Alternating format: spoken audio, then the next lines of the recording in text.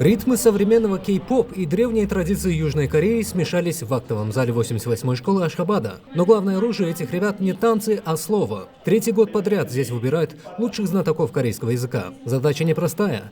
Не просто прочитать текст, а убедить строгое жюри из посольства Кореи. Оценивают все, от произношения сложных гласных до артистизма. Когда со сцены зазвучал Ариран, мелодия, знакомая каждому корейцу с колыбели, официальный протокол уступил место эмоциям. Для школьников это способ показать: мы не просто зубрим слова, мы чувствуем вашу культуру. А это ответный жест гостеприимства. Зажигательный туркменский танец куштепти. Символ того, как гармонично переплетаются традиции Востока здесь, в сердце Центральной Азии. Победители сегодняшнего конкурса получили призы из рук дипломатов. Но, как признаются сами школьники, главная награда – это шанс в будущем поехать учиться в Сеул и вернуться в Туркменистан уже классными специалистами. Также от имени посольства Южной Кореи в Туркменистане школе были переданы в дар учебники по корейскому языку, проекторы и ноутбук.